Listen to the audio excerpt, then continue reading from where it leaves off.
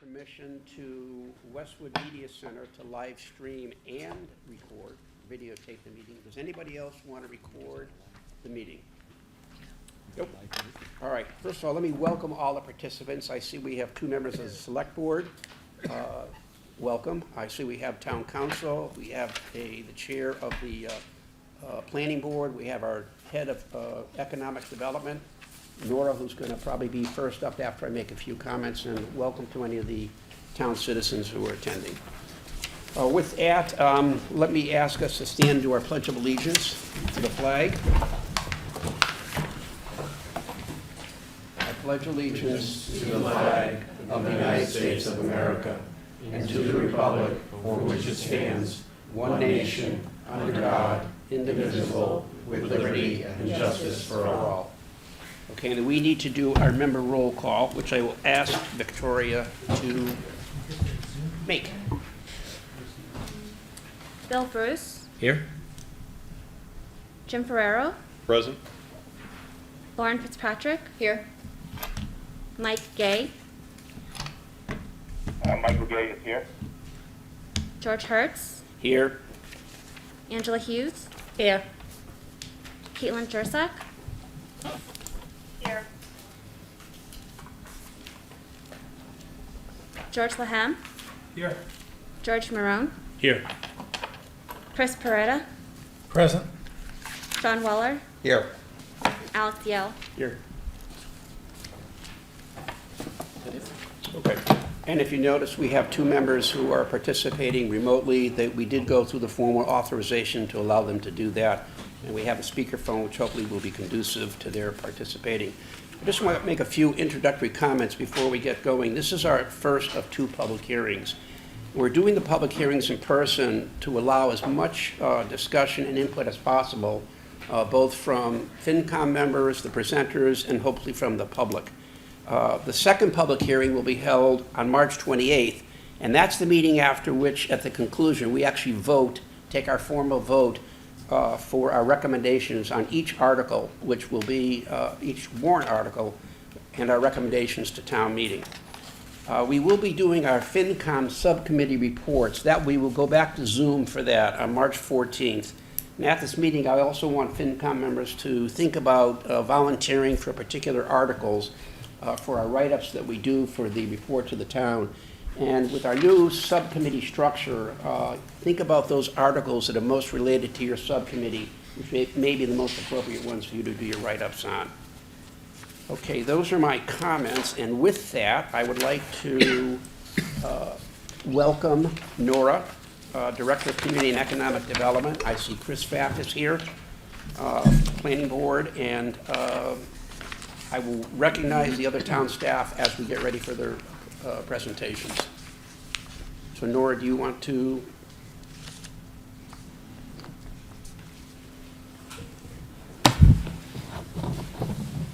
So normally, the first thing we do is open the planning board meeting, but we're still waiting for a third member to come, so we have Phil Giordano, Phil, I'm sorry I didn't introduce you. Welcome, okay?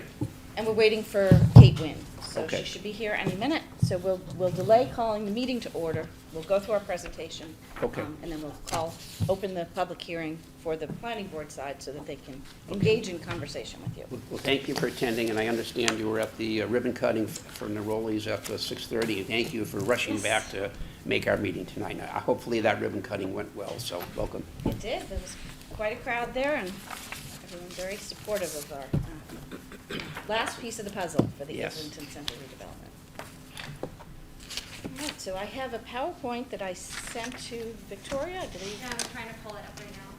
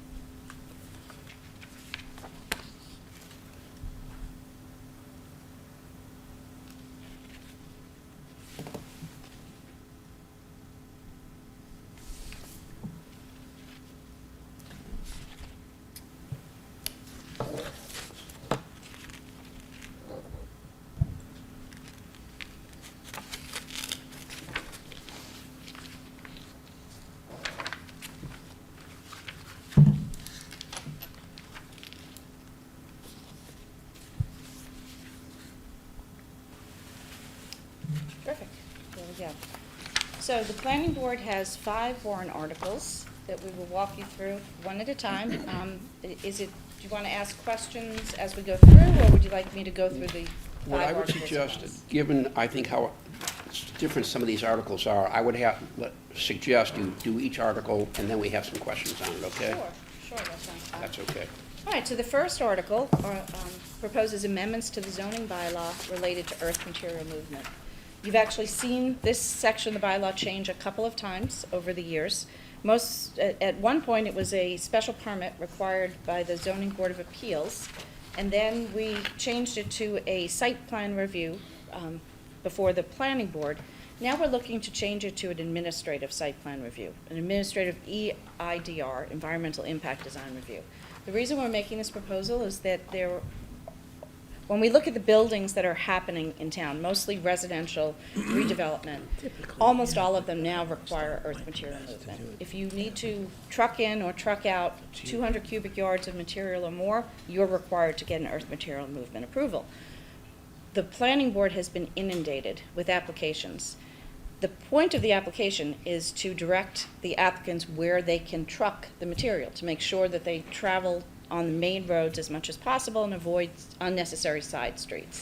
So in all the conditions that the planning board imposes, they're the same every time they go through one of these applications. And there really isn't any change to the plans that the planning board takes into account when they review these. We have a stormwater management bylaw that we didn't have when we first established earth material movement, and that bylaw requires review of all of these same projects by the conservation agent or the conservation commission, depending on the threshold of how much redevelopment they're making. So all of the drainage issues and soil and landscaping issues are all addressed in the land disturbance approval under our stormwater management bylaw. So really all that's left is for the planning board right now to regulate the transport of the earth material, the dump trucks that go up and down the street. So it doesn't seem like a productive use of the planning board's time, and it seems counterintuitive that we notify abutters for a public hearing and people come out only to find that all we're talking about is how we move the dirt, that there's really nothing that they can have meaningful participation in. Their participation would be at the Conservation Commission when there's a need to review stormwater management. So this proposal takes the earth material movement section of the bylaw,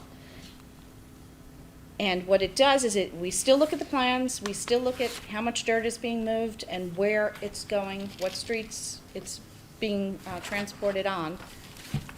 But the changes, the earth material movement approval would now be an administrative approval. So it would be the town planner that would review the plans and chart the decision using the same conditions that the planning board has. So there are a couple of sections to this. The first section, we amend the table of principal uses. Right now, earth material movement is regulated in the table of principal uses. That's not exactly correct. It's not a principal use. All of these properties have some other principal use. They're residential or they're commercial. The earth material movement is just something that has to be done for a short period of time on the property.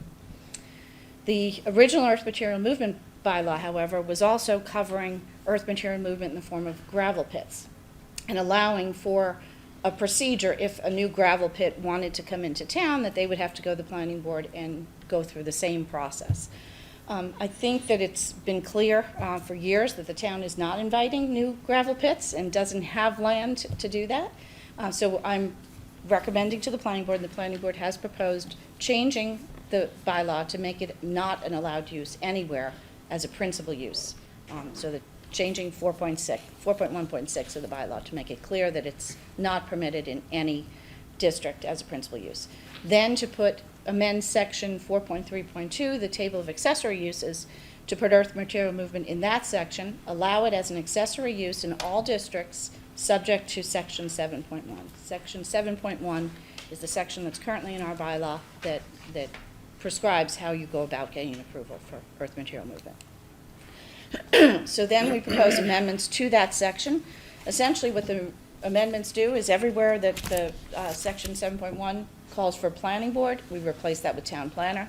Everywhere it calls for earth material movement, environmental impact design review, we change that to administrative earth material movement, environmental impact design review. That's pretty much it, and then we make sure we make the change to the section that currently allows planning board review for a gravel pit, and we make it clear that if there was an existing gravel pit, it could go to the planning board for any changes it needs to make, but you could not have a new one. And as far as I know, there are no existing commercial earth material movements in Westwood. So that's it for 1, if you want to take any questions on that. Do we have any questions from any of the members? Yes. I'm curious, moving it from the planning board to the town planner, it sounds like there's not a lot of back and forth or changes or proposals that go back to the applicant. There are not for this. This is, the applicant comes before the planning board right now, presents its plans, and the planning board grants an approval with conditions. So there is some discussion about those conditions, what streets they can come down, how they have to protect the roadways and the sidewalks from damage from their trucks. All of those discussions would be the same with the town planner, and all the conditions of the approval would be exactly the same. It's a very formulaic approval that the planning board gives now. So it's really just to free up the planning board from. It does a couple of things. It frees up the planning board, and it's less expensive for the property owner who's applying, because now they don't have to pay for advertisement of a public hearing, and it's less disruptive for their neighbors who don't have to come out to a public hearing only to find that there's really no significant input they can have. Thank you. I'm not questioning the wisdom of saying we should have no gravel pits. I think that's a good idea. But in the past, whenever we've tried to prohibit a use across the board, we've always run into problems. Town council has said, well, you'd have to let it be someplace, otherwise people are going to sue us and claim that we're preventing them from doing anything, right? So is that an issue here with prohibiting new gravel pits? So I think we can ask town council that. I don't think it is, because we don't have a place where we would be able to have them. They're not physically possible. We have other uses that are simply not allowed. There are some uses that are protected, and I don't think gravel pit is one of them. I am not concerned about this one. Okay, I'll take my word for it. Do I have any other questions from FinCom members? So I understand that we Yes. now have 3 members? Yes. Over there. So if you'd like to call the meeting to order and open the planning board's public hearing. Noting the time, we'll open tonight's March 1st Planning Board meeting. Seeing that we have a quorum, we'll call the meeting to order. Okay. Okay. So moving forward, article number 2, the planning board is proposing amendments related to sustainability. These are amendments to 2 sections of the bylaw, section 6.1, which is off-street parking, and section 7.3, which is our environmental impact and design review section. So the planning board's interest in sustainability has come up over the years many times. When we most recently had development at University Station, that was a whole new bylaw section that was written, and that included sustainability requirements. However, all of the other projects in town that don't fall under University Station, that are in the, that require review under environmental impact design review, the sustainability requirements were not as all-inclusive as the University Station ones. So the planning board looked to University Station and tried to beef up its environmental impact design review standards accordingly. I show on here 2 properties in Westwood in the University Avenue area. One is the Eversource building and one is the Target building, both of which have on their own taken upon themselves to implement some sustainability initiatives. So the first section of Article 2 amends Section 6.1 off-street parking by making a change to require all new parking lots with 25 or more spaces to include 1 charging station for every 25 parking spaces they have. So if you had a 100-car parking lot, you would be henceforth required to have 4 charging stations. This is triggered by environmental impact review or special permit review by the planning board. If you don't need to have those reviews, this wouldn't come into play. It's applicable to commercial properties, multifamily residential properties, and institutional properties, including municipal properties. The town currently has 4 charging stations and is in the process of installing 8 more. So by the end of this year, we expect to have 12 charging stations in municipal parking lots. The charging stations are currently supported by utility incentive programs. All of the ones that the town has implemented are at no cost at all. Eversource is fully covering the cost of those projects through a grant program that Tom Philbin has worked on with Eversource. Those grants are also available, in most cases, to commercial developers. And this is responsive to projected stretch code improvements and requirements that we're going to see down the line. Westwood is one of many communities that's looking to do just this.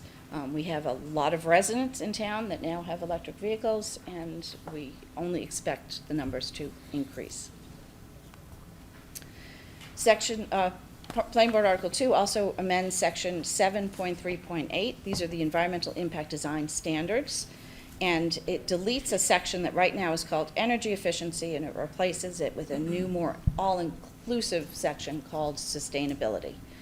And that sustainability section is broken down to a couple of different, 4 different categories. Energy conscious design, which is looking at how you orient a building, what materials you use, what the shading is, landscaping.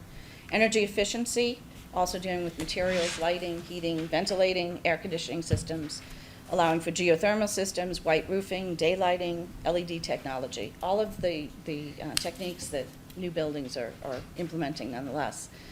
Renewable energy, this is a little bit new.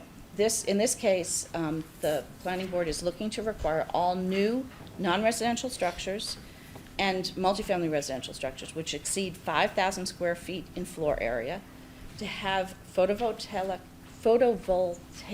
or wind turbines to produce 50% of their energy needs within 5 years. So that's a little bit different. That's something that communities are looking to do now to make it a requirement that new commercial development implements renewable energy standards. It's a requirement that can be waived. Many of the Planning Board's requirements are waived, but it starts everyone at a level playing field. And then the 4th one is water efficiency.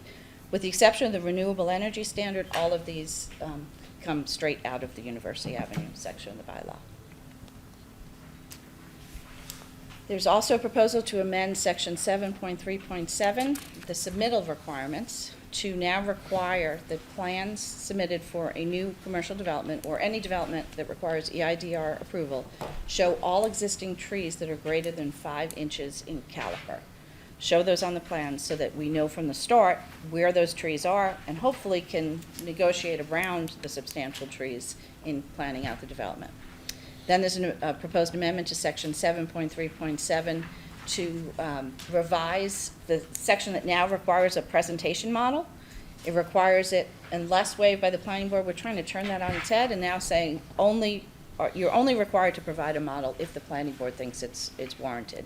The reason we're making that change, it's done under sustainability and the idea of being requiring less material that's unnecessary. The reason we're doing that is that there has only been one project in at least the last 15 years that required a model. Even University Station did not require a model. And then there's a proposal to amend Section 7.3.8 of the standards to delete the preservation of landscape as it's currently written and change it to sustainable landscape.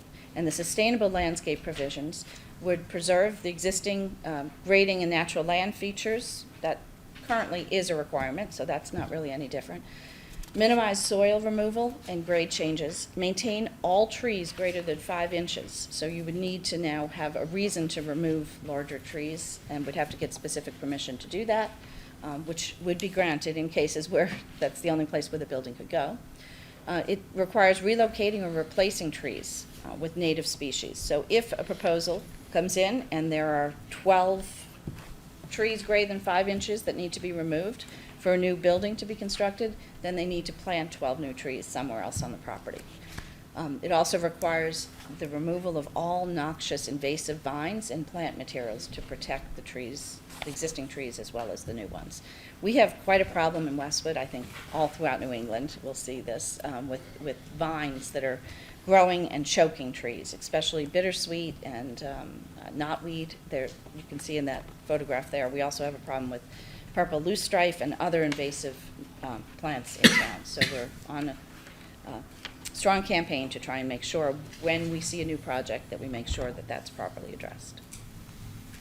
And that's it for the sustainability article. If you'd like to ask any questions. Questions from let me start with George Maroon. Yeah, thanks. Regarding the charging station requirement, what constitutes a new parking lot? So if an existing parking lot repaves, does it become a new parking lot, or is it just truly new? So it would be a parking lot that now has to receive approval from the planning board under EIDR. If they're just repaving, they would not need that. That's just maintenance. But if they are expanding a parking lot, for instance, we often see the case where there's a new business that comes in, they need more parking spaces than they have, and they expand the parking lot, that requires planning board approval, and at that time, we would take a look at this. There was a recent proposal for the two gas stations on High Street, Mobile and Gulf, to combine and create a new gas station. I'm not sure the project's going forward, but that already included charging stations. That was part of that project. And we're seeing more and more applications that come in where the property owners are looking to put in charging stations. My quick question relates to the tree maintenance that you mentioned at the end of the amendment proposal for the sustainability bylaw. In the new proposal, it would be to maintain trees with, maintain trees greater than 5 inches in caliper. What is the current requirement? Right now, there's not a requirement that they maintain trees. There's an encouragement that they show trees where they exist and that they make an effort to maintain trees. So this is making a more stringent requirement. And do you mind me asking how that 5-inch determination is made versus another type of determination? Yeah, do you want to speak to that? We had so much discussion on that. Was it We based started on- with 6, Yeah. which was the standard, I think that was what the bylaw previously had looked at. We were encouraging people to show trees larger than 6 inches. And we brought, conservation had some Conservation- guidelines that we were looking at as well. We had some members that wanted 4, Yeah, some members that it was wanted kind of 6. a meet in the middle from the planning board. We all had kind of different ideas of what was reasonable, and we arrived at 5. Appreciate the insight. So I will say that when the planning board requires new trees, if it's a street tree, they often require a 4-inch caliper tree, which is a substantial tree for new growth. So they were starting at that point, looking at the old guidelines that were interested in preserving trees over 6 inches, looking at their standards where they were planting new trees at 4 inches, and kind of made the compromise and came up with 5. Thank you. On your change to 7.3.8.1, the grading and natural land features, Yes. you state that the be preserved in its natural state, replanted as far as practicable. Who and how determine what's practicable? The planning board does. So that's at their discretion. Okay, and is there a objective standard?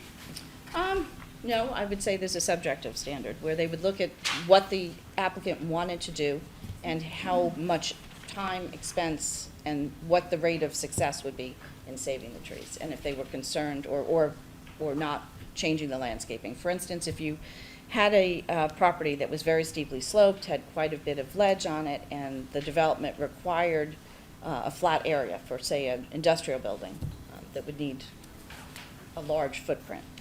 The board would look at that, look at the benefits of the project versus the changes to the grade that would need to be made, and make a decision of whether or not it was appropriate to the town to, beneficial to the town to allow the grade changes. Yeah, I have a few questions. I'll stay on the tree one for a bit, because residents might be wondering if any time they want to cut down a tree more than 5 inches, they got to go to the planning board for approval. So maybe just, can you clarify or just? Sure. This is in the section on environmental impact design review that applies to non-residential properties and multifamily residential properties. So it's not applicable to residences. Okay. Right. So it's our commercial areas, our institutional properties, and multifamily. Thank you. And then going back to the discussion around the parking lot one, and it requires a new parking lot, does that also apply to town-owned property? It does. Yes, it does. And so who pays for the charging stations and who pays for the ongoing maintenance? So on the town applicant property? pays, but right now there's an ability to install them for free. So the town has installed 2 charging stations at Clarby Street and 2 at Wentworth Hall, and they're in the process of installing 8 more, all of which will be free. Eversource is covering the cost. I don't know that that program will go on forever, but it's available right now. And the ongoing cost of cars charging there, is Eversource giving the electricity for No. free, or is the town paying for it? No, the town is paying for its electrical use, and a property owner who has charging stations would pay for their electrical use. What's the estimated cost per charging station to the town on an annual basis? I don't know, but we can ask and see if we can find that out. We do have 4 of them now, so we can find out what the charge is associated with those. Curious, because I'm assuming the new school is gonna have to have The new school is looking to have charging stations, yes. a half dozen or so? I depending think on they're the parking proposing spots? 4, Okay. but that's an approved project that would not fall under this. They Okay, already so have it's- their site plan review, so this would be projects that have not yet received site plan approval. Okay, got it. Thank you. Yeah. And one last question, sorry, George. Go ahead. I was writing them down. On the sustainability one around the renewable energy and then the new structures exceeding 5,000 square feet, talking about needing photo or wind turbines. What are the regulations around wind turbines? And does it mean that if a building in the center of town gets knocked down and rebuilt, that they can stick up a wind turbine in the middle of town? So whatever they propose would have to be approved, and it would fall under the same design review approval conditions as the rest of the property. I don't think we would be looking to see that. I think what's contemplated here are those small rotating, they look like vents. You actually see them on some older buildings where it's a spinner that's inside a cage that goes on the roof of your building. Westwood doesn't really have high wind areas except for on University Avenue, so I don't think it would be profitable for most businesses to install those, except for at that location. I would not expect any on High Street or on Washington Street. Thank you. Thanks for answering all the questions. Yes, so first of all, I'm not sure that, the two charging stations installed at Carvey Street and Wentworth Hall, they're on town property, so based on what you've said, there's a logic there that the town would pay for the electricity. But I think we need to look into that carefully. I'm not sure that all the taxpayers want to provide free electricity so that people can go charge their cars. On the town-owned properties, you mean? On the town's dime. It's kind of like filling up gas on the town's dime. So I think there's a current policy that's in place with the 4 that we have, is that they're open to the public. There will be 8 more going up in the next year, and I think you have to look to the select board for whether that policy will continue at those other locations. But then any charging stations that are on private properties will be the responsibility of the property owner to Property cover owner, the cost. right. I think we need to look carefully at whether the town can afford to be providing free electricity so people can charge up, but that's up to the select board, as you said. I know that the Concom, in terms of trees, I know that the Conservation Commission has a policy or a guideline. I don't know whether it's in the Wetlands Protection Statute itself, that when a developer puts in new shrubbery or trees, that person is responsible for 3 growing seasons to make sure that tree survives. You just can't stick a tree in the ground and leave. So I don't see anything in the proposed language about that, but does the planning board have any guidance that when a developer is replacing a tree that's not within the jurisdiction of the Concom, that the developer has to make sure that thing survives for 3 growing seasons? So the planning board's requirements are actually far more stringent than that. Trees and all plantings are required to be maintained in perpetuity.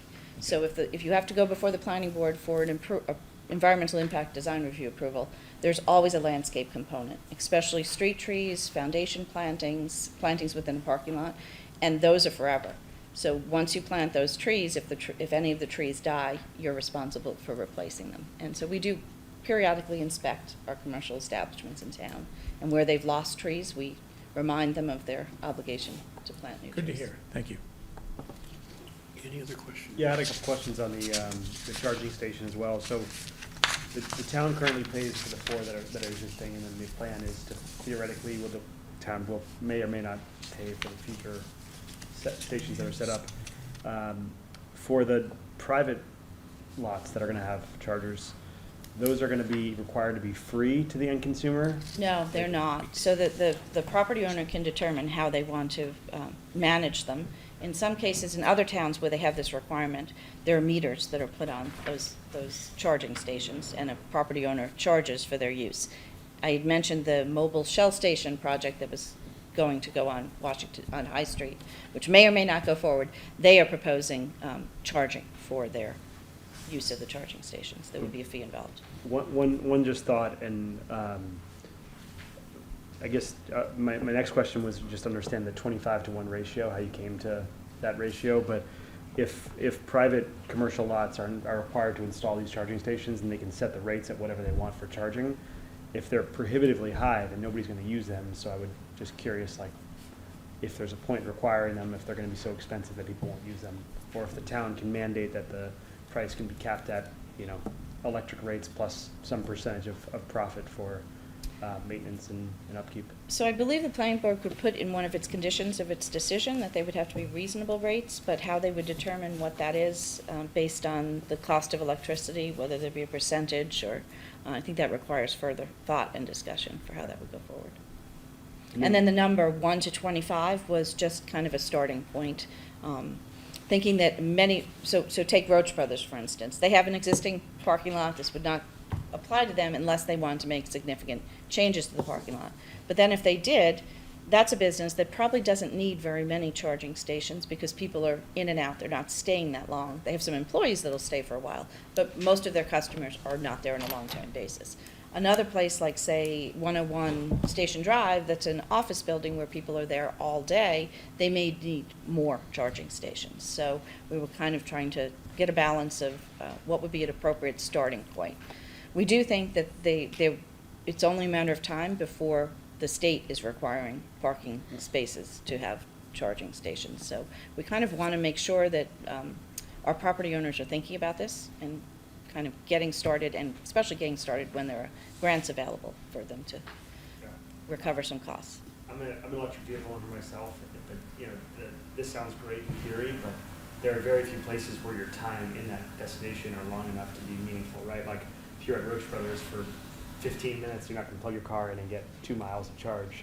Right. So just understanding, like, can somehow we look at this as a basis of where people are spending time? Like an office building is different, but the only problem with an office building is you're only benefiting the employees who work there, which may or may not be residents of town. So I don't know if we're gearing this towards benefiting town residents getting EVs, or if we're just doing it for general sustainability. I think we do for general sustainability, and it would apply more to employees than to residents who are shopping in a place. So if at University Station, if they chose to put them in their parking lots, and I believe Target may be looking into putting some in theirs, they would be more likely used by employees, people who are there for long term. Yeah, okay. But I think the rate is an important one for us to figure out, just because if it's prohibitively expensive, then they sit there. They sit there unutilized. I'm curious if you can provide the utilization of the town, the four existing in the town now. I have seen that at Kirby Street, but I can't imagine anybody's going to go there and charge their car, because you can't really. They actually do. So we have, our department has 2 electric vehicles that are on those charging stations much of the time, but there are spaces on either side where when our cars are charged already, then other people can pull up and charge, and we do have people frequently there, especially on weekends. Weekends and evenings, there's often cars there. Thank you. Okay, you all set? Questions? Okay, thank you, Nora. Do you want to go on to Sure. Article 3? So Article 3 proposes changes to our zoning bylaw related to dumpsters. We have several dumpsters throughout the town at commercial and multifamily properties that are well screened, and we have others that are not, especially some that have just been around for years and years.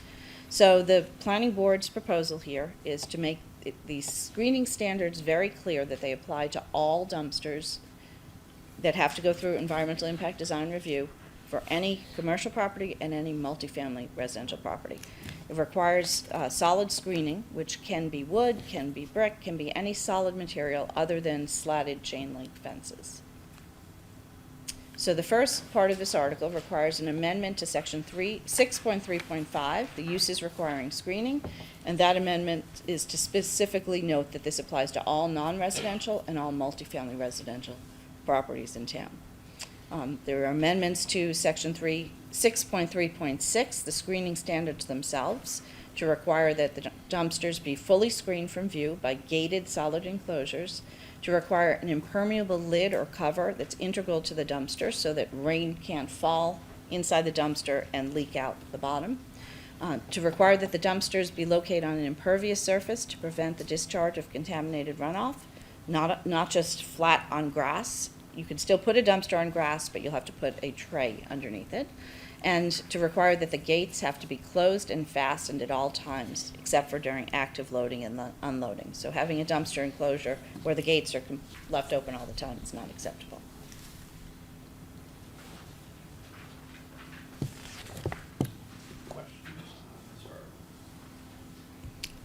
This formalizes what the planning board is already proposing on commercial structures when they come for site plan review. Can I ask one quick question on that? They may. If there's a commercial property, like an industrial property with a dumpster in the back that's not anywhere near public view, does that also apply? They have to build a structure around it? It does, because they're probably in someone's view. So there are some properties on High Street, for instance, that have dumpsters that they've had there for years and years and years that are unscreened, they're not in an enclosed area, and they migrate. They kind of move around into parking spaces, and, over time, they're in different locations. And we do get complaints from residents whose properties back up to those. So this would apply to all dumpsters that require site plan review. So for instance, if we were to look at some of those businesses on High Street that have dumpsters, if they're not changing their property in any way, and they're not subject to coming to the planning board for environmental impact design review, this doesn't come into play, because that's where this is picked up. But if you do have to come, and you'll see where there are nice, clean dumpster enclosures, they're on properties that have been upgraded over the last 5 or 6 years and have had this requirement applied. I wonder if the town would consider retrofitting some of the school dumpsters to meet this standard. Something I would like to see, but that's up to the select board and the school committee, I think, to discuss whether those standards would apply. That's it. So the next article is housekeeping amendments. We have this every year. We go through the bylaw as often as we can and note down any changes we see that need to be made, any areas that need to be clarified. We actually have 12 areas that we found there were problems. Most of them are typographical errors. The first one is to revise section 3.1.3 to make sure that the overlay districts are in alphabetical order. Section 4.1.3 requires the removal of that entire section, which applies to senior residential development. We actually removed the part of the bylaw that had senior residential development years ago, but didn't remove it from the table of principal uses. The third point is to revise footnotes in the principal use table to make sure they're in proper sequential order. Somehow there were changes made and they got out of order. Same thing in section 4.1.7, that's principal use table regarding other uses, make sequential numbering of footnotes. Next is section 4.2, the notes for table of principal uses. We changed the sequential numbering there to match the footnotes in the tables. Number 6, revise footnotes in the accessory table, same thing, make sure they're sequential. Revise section 4.3.5 accessory uses to make sure those are sequential. Revise section 4.4 notes for table of accessory uses to match up with those renumbered footnotes. Amend section 6.1.3, the parking requirements to delete senior residential development, which was accidentally left in when that bylaw section was removed. Revise section 6.2 signs to correct numbering. There's a number that's just out of order. I think it's 6.2.9.5 when it should be 6.2.10.5. Revise section 9.5.9. This is the flexible multiple use overlay district alternative directions. I think that should say dimensions. I'll correct that. To replace an incorrect reference number. Again, it was just an error. We changed the section number and didn't correct it in that table. And then finally, the last one is to repeat a section of our bylaw that currently falls within section 4.1.1. This section says that if a lot falls into 2 municipalities, so either into Westwood and Norwood, like the Mercedes property, or Westwood and Dedham, like the properties on Allied Drive, that we treat the zoning of the land that's in the other community as if it was in ours. So that if you need to meet your setback requirements, you can use that land to make your rear setback requirements if the rear of the property is in that other town. So this language is already in our bylaw, but it's not in the section that people go to look at dimensional requirements for the town, and so they miss it. And so it's just been a question that keeps coming up. So we're asking to repeat that section. It's not a change to the bylaw, it's just a clarification by repeating the same language that's in section 4.1.1 in section 3.6. Any questions about the housekeeping? All right, and this is our next one, our last one. This is a proposed new section in the general bylaw to relate to dumpsters. And when I spoke about the section in the zoning bylaw, I explained that it only comes into play if a property owner for a commercial, industrial, or multifamily residential property is coming to the planning board for review under site plan review. By putting the same requirements into the general bylaw, they would apply across the board to all non-residential and multifamily residential properties.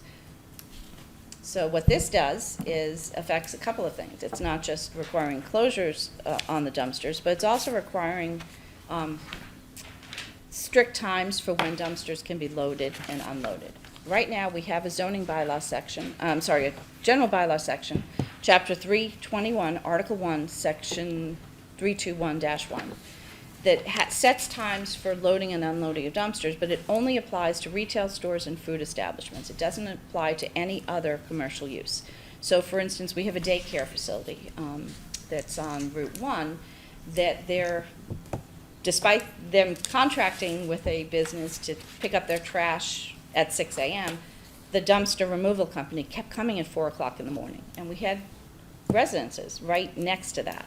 And it was a very annoying procedure that they were going through, and there was nothing we could do about it because our general bylaw does not restrict them. They're not a food service use and they're not a retail store. So what we're proposing to do here is pull that requirement out of that section and put it into a new section that is dealing with solid waste, a new section 342-2 through 342-5 in the general bylaw.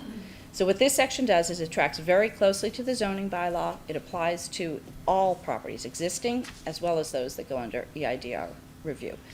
It applies to non-residential and multifamily residential properties. It requires fully screened dumpsters with gated solid enclosures. Requires impermeable lids or covers integral to those dumpsters, same as the zoning does. It requires that they be located on an impervious surface to prevent discharge of contaminated runoff. Requires gates to be closed and fastened, except for during active loading or unloading. It also requires maintenance of the dumpsters in good condition. This is something, we have the Board of Health has regulations that apply to the maintenance of the dumpster already, and we're just trying to kind of put it all in one place to make it clear what's required. If you have a dumpster, you have to take care of it, you have to keep it clean. We limit the commercial loading to 1 hour before a business opens to 1 hour after closing. We limit multifamily loading to not between the hours of midnight and 6 a.m., and all unloading, emptying of dumpsters, whether it's non-residential or multifamily residential, it's prohibited between midnight and 6 a.m. In the general bylaw, we impose a fine of $100 for noncompliance, and this is enforceable by the police. So it's very similar. We have noise requirements right now where construction equipment can't be operated during certain hours of the day, and if a resident finds that someone is violating that, they call the police, and the police can fine the perpetrators to encourage compliance. They rarely do on the first or second offense, but they have that ability. And then the last thing it does is it permits the select board to waive these requirements in instances where it would be more appropriate to waive them. I can't think of something off the top of my head what that would be, but if there's an instance where these regulations just seem to be onerous, the applicant could go to the select board and request a waiver. Questions? George? I just have two quick questions. One is the penalty to the landowner or to the third party who's emptying the dumpster? It would be so if it was for emptying outside of the hours, that would go to the dumpster, the person who's actually doing the activity that's the illegal activity. Yes. Because, when the retail company, whatever, is some of these times the dumpster companies don't really follow schedule. Right. And the other is, does this also apply when a renovation is being done to a home, the GC puts a dumpster on the driveway, and, you know, he's emptying out Yes. stuff, he gets there at 7 in the morning? So that doesn't. So what I have to say is the planning board debated that, whether they wanted to apply this to temporary dumpsters, temporary construction dumpsters that are residences, that are at businesses. Right now, those are regulated in two ways, under the building permit and under the Board of Health's regulations. And what the planning board is doing is considering suggestions to the Board of Health for improving on their regulations to make them a little bit more stringent than they are. But we're not going to put a temporary use either into the general bylaw or the zoning bylaw. We're choosing to treat that under regulations instead. Thank you. Just curious the rationale behind the commercial loading to 1 hour before business opening and 1 hour after. And the example that I thought of is like if you're a restaurant, you don't serve breakfast or lunch, and you open at 4 o'clock in the afternoon, why wouldn't it be appropriate for the dumpster to be emptied at 10 o'clock in the morning? So that's an instance where it would be appropriate to request a waiver.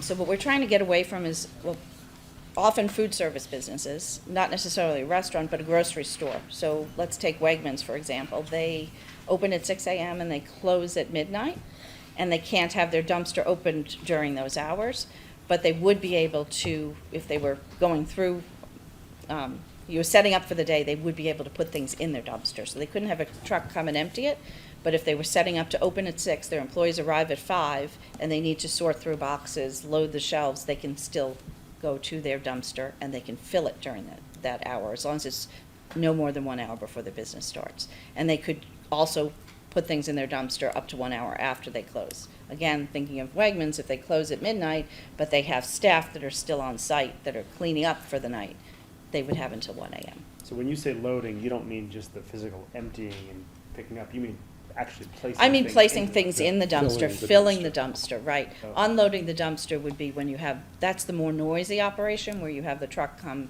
and lift up the dumpster and dump it. But filling the dumpster, we're limiting the hours of that. And we're doing that because there are businesses that are very close to residences, and it can be annoying. So we're trying to have the needs of the business taken into account, so that during their operating hours, they should be allowed to do this. But outside of those operating hours, they should not. Again, I would encourage the town to make sure that all dumpsters located on and serving municipal buildings follow this standard. Can I go off agenda? Can I go off agenda? What do you? Can I ask Nora about an update on the MBTA lot in? Yes, of course, yes. About a you may. year ago, you submitted your proposal, I think December of this year. Everything's supposed to be finalized. Where do we stand with all that? Yes, so we had town meeting approve the, what we call our Mumford Zone, mixed-use multifamily overlay district. And the Attorney General's office approved the town meeting vote, and that law is now effective. And we're expecting an application, I would say, within the next couple of weeks for the project at 22 Everett Street. The most recent activity, we had to file an action plan with the state on Westwood's compliance with the MBTA community bylaw. We filed that on, I believe it was January 30th. And if you'd like a copy of that, I can provide copies of the action plan that we've provided. Essentially what it says is that we rezoned one area of or 3 sections of the town, 2 at University Avenue, 1 on Everett Street. We, in doing so, created 16.5 acres that are eligible for by right multifamily use.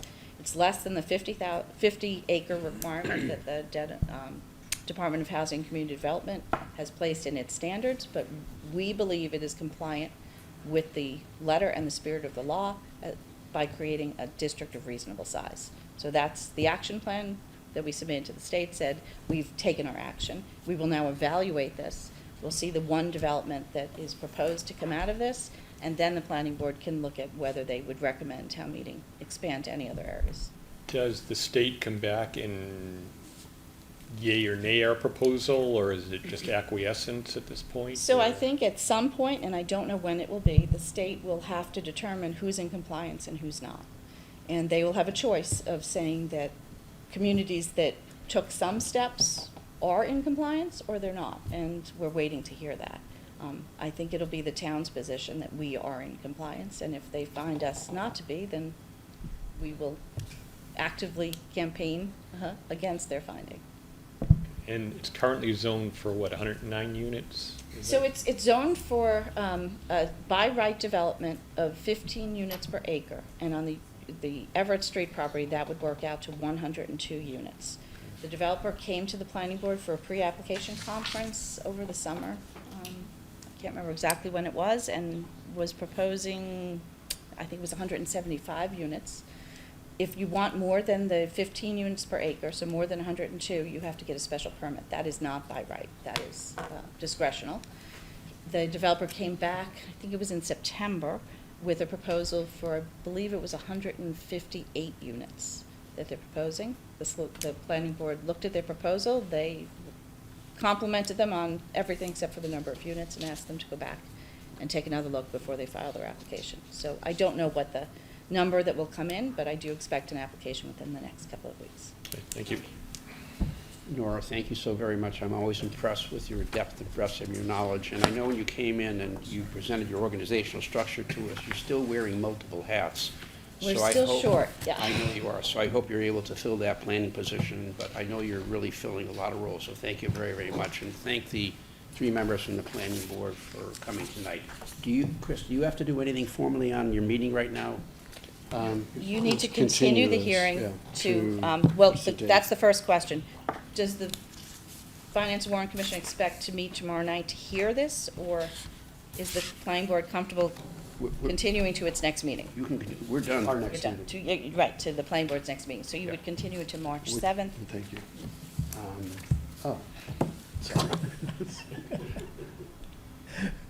Oh, look at that. I'm the same way. Yeah, I can read here, I can't read there. All right, I would accept a motion to continue this hearing to. March someone like to- 7th. March 7th, 7 2023, p.m. 7 p.m. via Zoom. All those in favor? Aye. Aye. Okay. Thank you Thank very you, much. and a motion to adjourn. You need to. All those in favor? Aye. Very Thank you great. very much. Thank you. Okay. So now we go to, let me just grab my agenda here.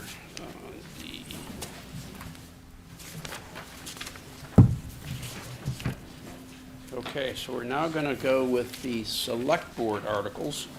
I think we have 2, and then we have, no, we actually have 7. So I see Chairman Gotti, welcome. I see Board Member LeBlanc, welcome. And am I missing somebody? Town Administrator Chris Coleman is coming. I said Town Administrator Chris Coleman will be here momentarily. Mr. Coleman, how are you? Welcome. No, he's not here Long yet. time no see. Oh, here he is. Yeah.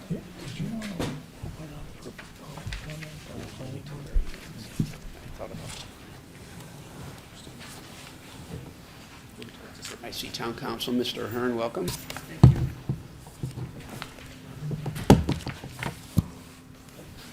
So good evening, Mr. Chair. For those of you I have not had the pleasure to meet in person, as most of my time in public service has been remote. My name is Robert Gotti, and I'm the current chairman of the the Select Board.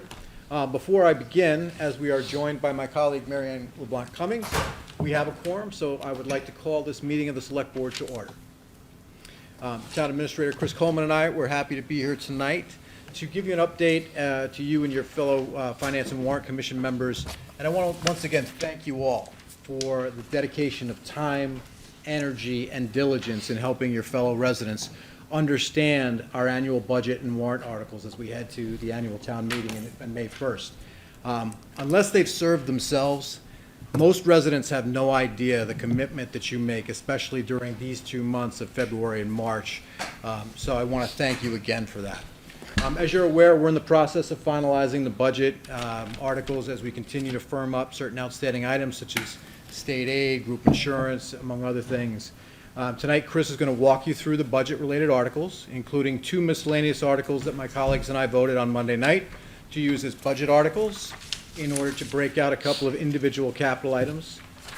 Finance Director and Assistant Town Administrator Stephanie McManus would be with us tonight. She is unfortunately under the weather and couldn't join us.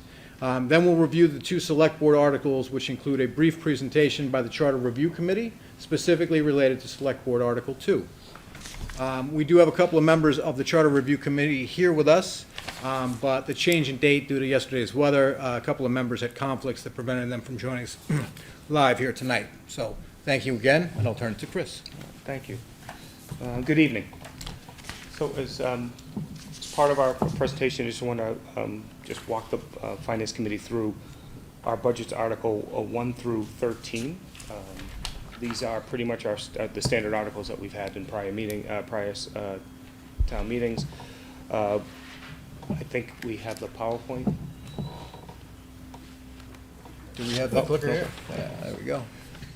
So first and foremost, I'd just like to inform the Finance Committee at Monday night's Select Board meeting, they did vote to substitute miscellaneous Articles 1 and 2 for budgets 12 and 13. Budget 12 is appropriation for a fire ladder truck for borrowing. Budget 13 is an appropriation for a cemetery expansion and construction, and that would also be, both would be borrowing articles. So that would leave us with 5 remaining miscellaneous articles, which the board would be discussing at their future meetings this month. Do you want to go through So each of them? Or? I can go through budgets 12 and 13 if you like, because I believe, if I'm not mistaken, Mr. Chair, we're going to be going through 1 through 11 on the 28th. Is that correct? Okay. So as far as the ladder truck, yes, Chief Deckers apologizes for not being here. He had something else scheduled this evening. He was planning on being here last night, but obviously due to the weather. The ladder truck, what we're looking to do is we're looking to replace ladder 1. This vehicle was purchased in 2002. It's a frontline piece of apparatus. It serves, it has a 100-foot aerial that reaches the roofs for properties such as Fox Hill, Highland Glen, and University Station. The service life ended in 2022. The department has been working diligently to keep this vehicle moving forward. This was something that was on for fiscal year 25, but because of the lead time to order this vehicle, which is now 700 days, we did move it up to fiscal year 24. This is going to be a hybrid vehicle, so this is going to be something a little bit different than a traditional ladder. This will still have a 100-foot aerial. It will carry 500 gallons of water. It will also carry the advanced life support equipment to service the community. And like I said, this is something that is looking at a 700-day build-out from order to delivery. And that's about approximately 2 years if we order it as of July 1st. So if we do get support here, if we do get support at town meeting, the earliest we would be able to order it would be July 1. The chief and his administrative team is also working to see if there are vendors that would have a model that's what we call a demonstrator, which is less expensive and will take less time. So they're still looking at options there as well. The cemetery, oh, sure, I'm sorry. Any questions from members of FinCom? I'm just curious, you said the service life ended in 2022. What year was that vehicle entered into service? 2002. 2002. It had a 20-year life. The vehicle that we're looking to purchase. So the vehicle has gone on, they've certainly extended the life. It has significantly more use than when it was planned back in 2002. The one that we're looking to replace does have a service life of 10 to 15 years, but it's a better piece of equipment for the fire service that the department is providing to the community. So I have a question. Is this a standard unit, or are we customizing it in any way? So we're trying to find the demonstrator model. If we don't find the demonstrator model, then this would be a custom build. That's the reason for the 700 days of the lead time. George Mahone. I'm sorry. I have a question. Yes. If the useful life ended last year, why is this the first time we're hearing about this? If it's a 2-year build out, Why wasn't this, and you might not be able to No, answer this, but why no, wasn't this great like question. part of us hearing it like a year or two ago that this was on the It's a horizon? 2-year build-out because of COVID. Okay, it's Okay. normally a quicker. So build-up. so Gotcha. again, this was Okay. something that we were looking to have on our plan for 2025, but because of the 2-year build-out, the chief and his team felt it proper to move it up a year. Gotcha, okay, thank you. Are they able to sell the old fire truck, or can they get anything for the old equipment? We will certainly do the best that we can. Yeah, I don't know what the market's like. Exactly. I'm just saying, that, you know, Yes, we will certainly do the best that we can within the market. do you expect to get anything from past experience? Right now, I don't expect, Okay. but we'll certainly work towards the best. Chris, do you know when the actual borrowing will take place? So the borrowing would take place after we purchase.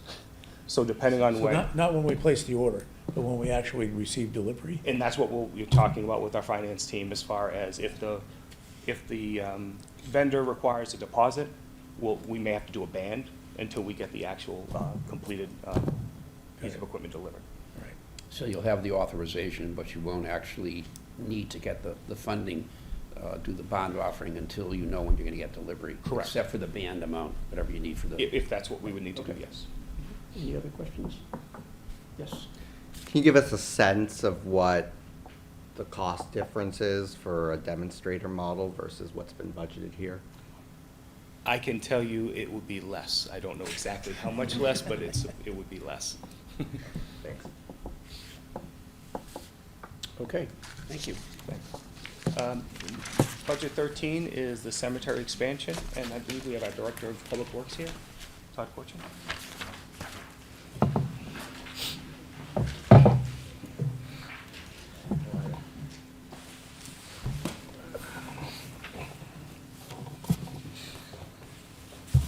You want me to present? Yes. Oh, all right.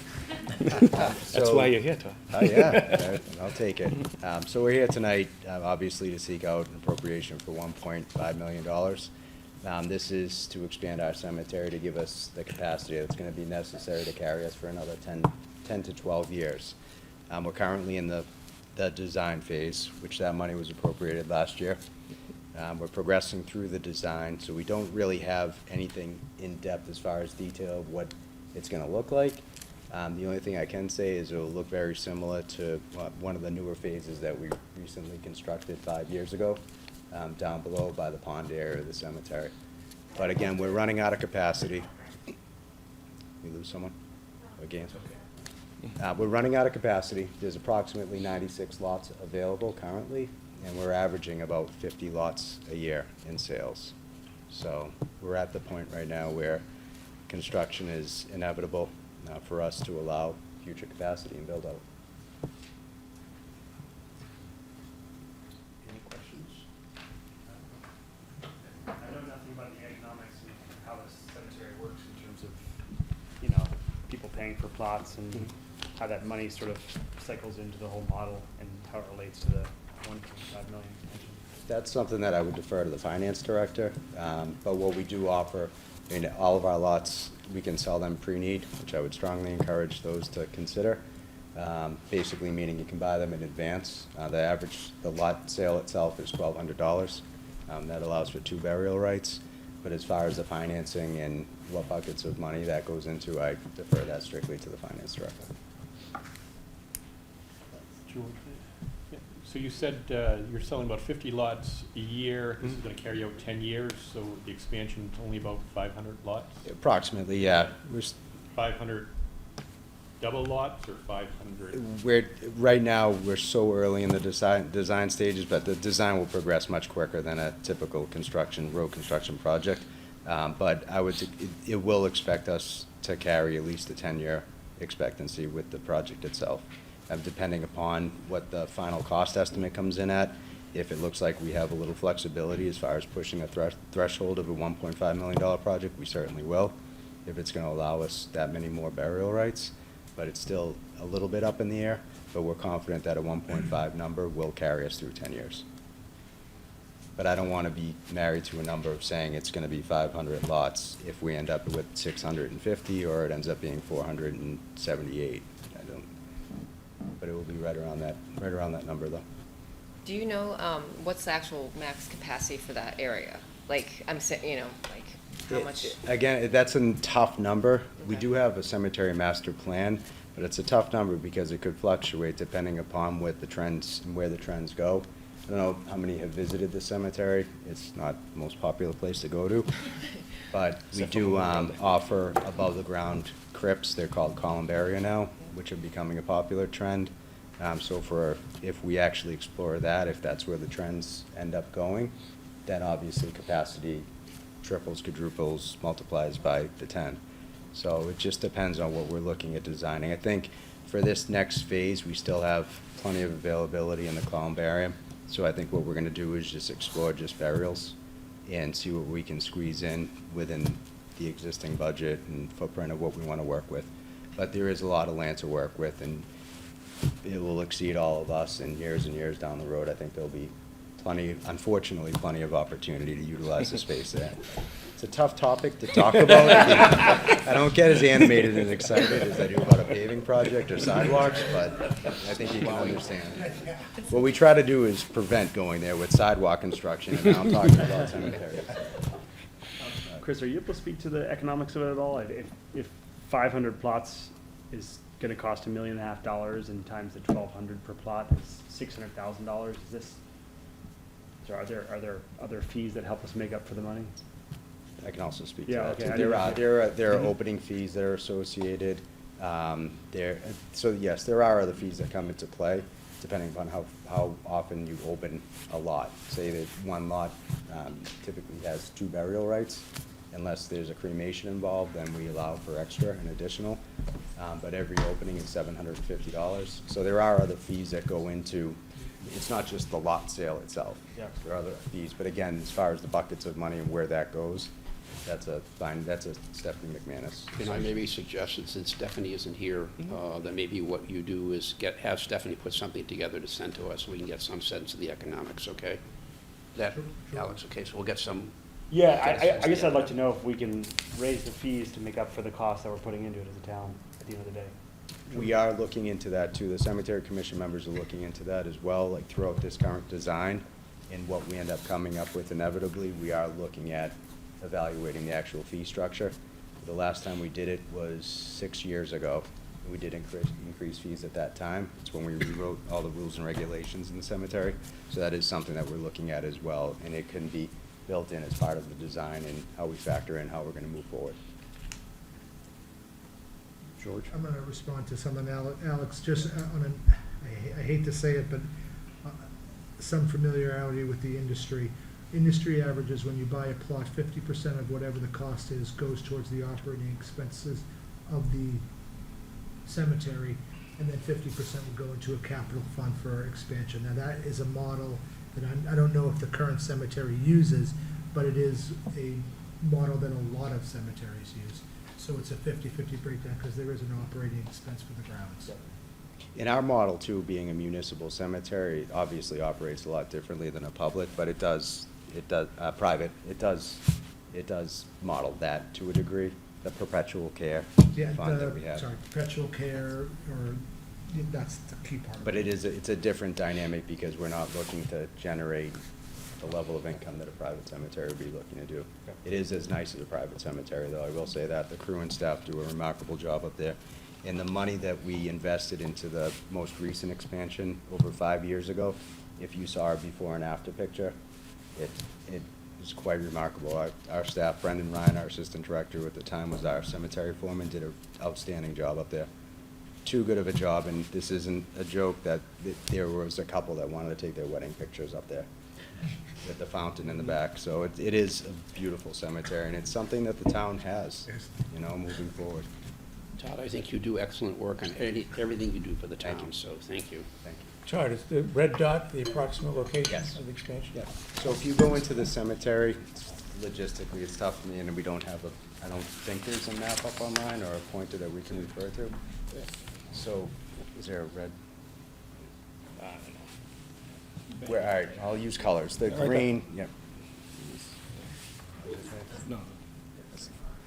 Right here, along with it. This is, call it Route 109 right here. Margaret Mary's is right up here. So just to get your bearings as you drive into the cemetery, you come around here. This location right here used to be a cul-de-sac and a pine grove. The pond, oh geez, what did I do? This is why I don't touch these things. The pond was always there, but again, coming in from 109, Chase, this driveway goes all the way up and around, does a U-turn and comes back out here. And this over here is where Dunkin' Donuts is. This location right here expands far off into this black area here. So this will essentially be the next phase here, but we have future expansion in the master plan that can go here, way over here, and George, right near you, where you're sitting. So, there's a lot of room to grow for sure, but it's something that you want to do incrementally, but obviously take advantage of another large gap of time that we have to use. And thank you, Todd. So, Chris, you can tell Trish to ignore the email that Victoria sent you. Okay. That all answers all the questions I had. Thank you. Except for, I guess Stephanie's going to get back to us on the economics. Definitely. Sure. Okay? May I ask Todd a question while he's here? Yes, you off may. the agenda was just, I saw the surveyors on Canton Street working on the sidewalk project today. I'm curious how that sort of next phase is going on. It's progressing. I mean, it's something completely, if you want to reach out to me tomorrow, Yeah, sure. I can get into it, but it's progressing in a great way. Thank you. Okay, let's go to, next is going to be what? Just, we just heard from the planning board. Are you gonna get caught in replacing trees in that new bylaw? Yeah. Moving forward, yes. We're already caught in a tree replacement program as it is. We always have been, and we've always been committing to doing so, but I believe moving forward, yeah, we will be caught to some degree.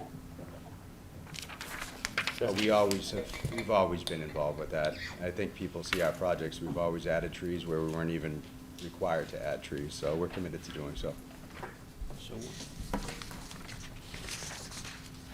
All right, thank you so very much. All right, thank you. Thank Nice you. to see everybody in person. Thanks, Todd. You're welcome. So now you're going to start with select board. Select Board 1. So, just added to the cost of the sidewalks. So, our town council joins us at the table. 47 Willard Circle is a property that the town, through a tax taking and foreclosure, became the property owners of. So what we're trying to do is, with this article, is to receive authorization to dispose of it. And I'll let Pat go through some of the greater details.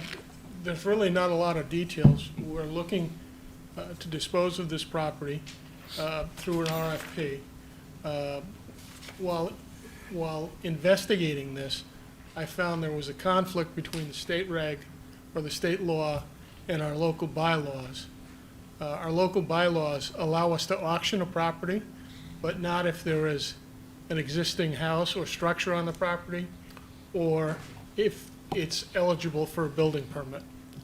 The state general laws say you can do that notwithstanding, but there's an actual conflict.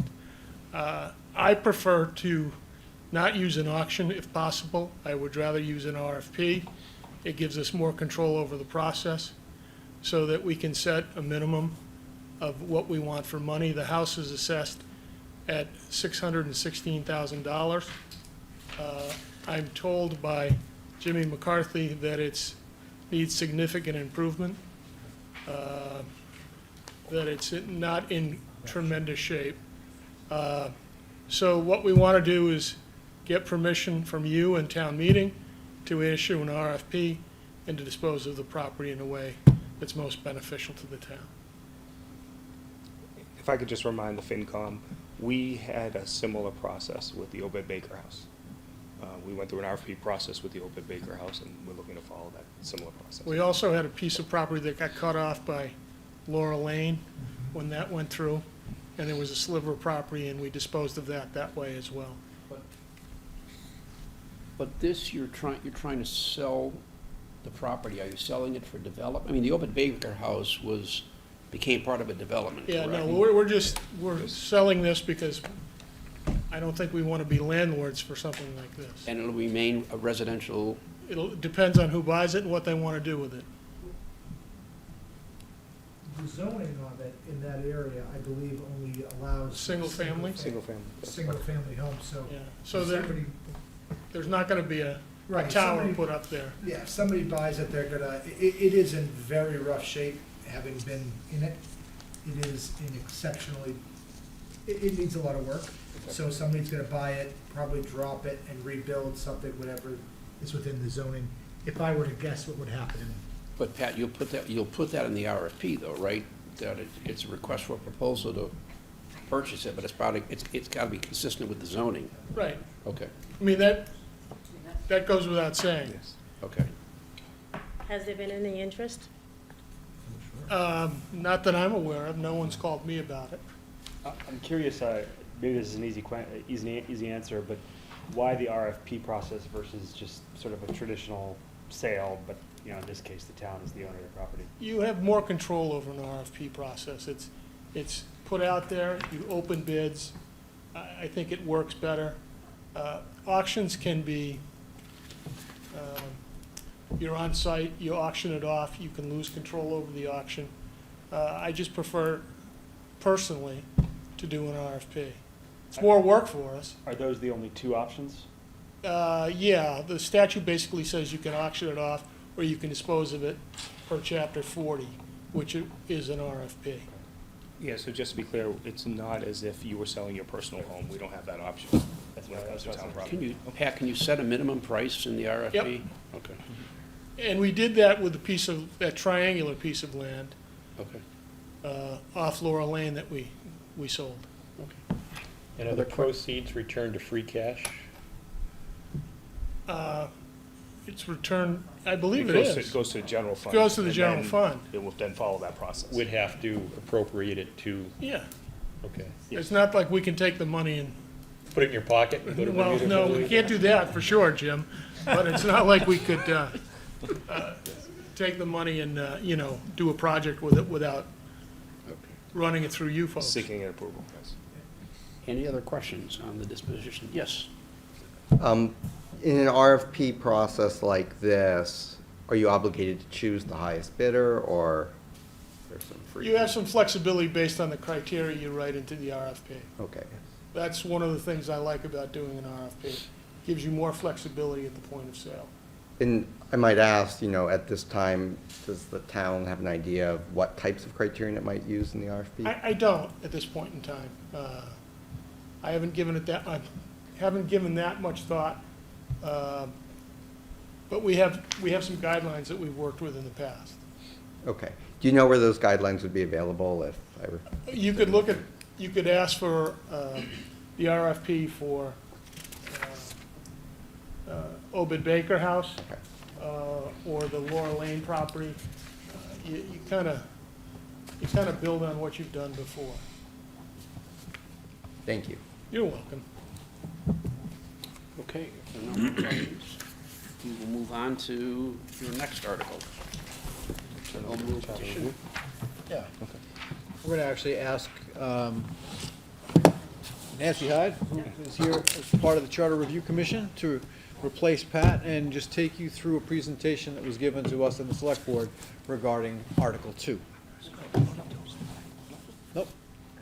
This is a formality, Yeah. Mr. Chairman. The Charter Commission, having a quorum present, the meeting is here. Call to order. Thanks, Paul. Welcome. Hello. Thank you. I don't have exciting stuff to talk about cemeteries, so how about we talk about the charter, okay?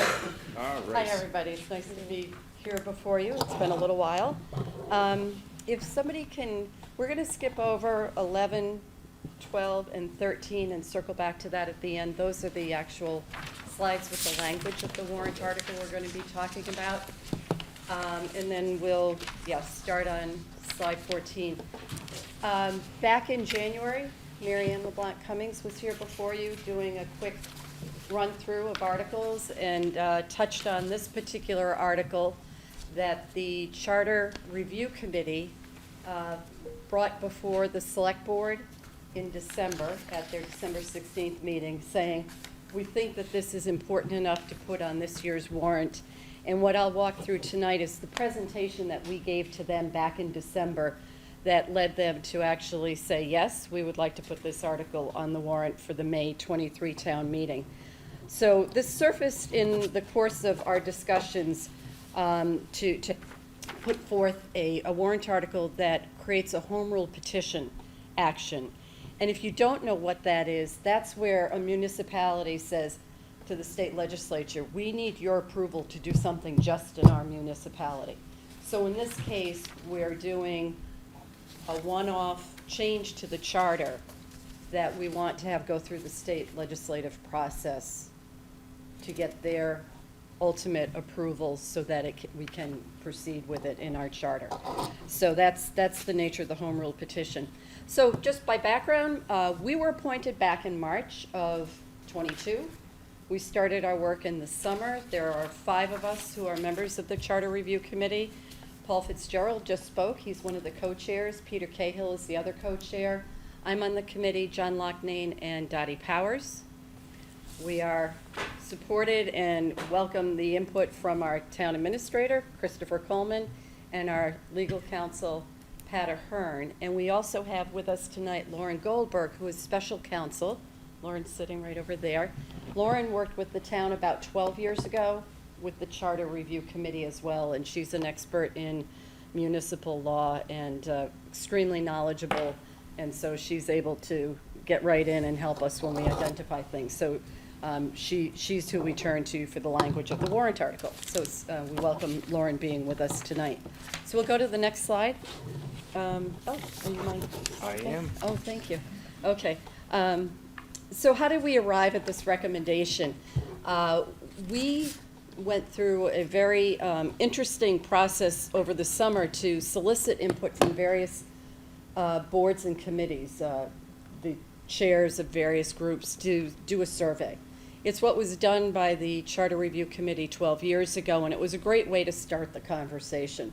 The survey was really, how are things going? What would you identify as any issues you want us to address? Just, again, to get the conversation going.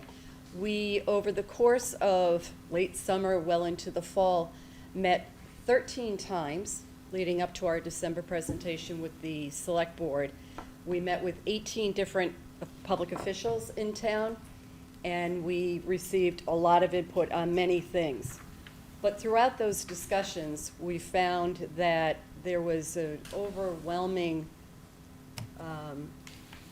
support and interest in having us address how we handle our town treasurer and our town tax collector, which presently are both elected positions. So if you can skip to the next one. The recommendation that we have tonight is not meant to at all say anything about the people who have been holding these positions. We've been very well served. And up until September, we had our town treasurer for about 20 years, and he was preceded by John Cronin. You might have all heard about the John Cronin Public Service Award. John Cronin served in that position for a number of years. It might have been 20, I'm not even sure, but regardless, the town has been exceptionally well served. And then our tax collector had been in position for a long time, and then we had an election last year to fill the last year of that term. So again, we continue to be well served. What we found, though, is that we're relying on people stepping forward and running who are capable of doing the job. And that's not necessarily going to be the way it will go going forward. We've been lucky, and we don't want to run our town business based on the good fortune of people who might step forward. We're just concerned about protecting the town's interests.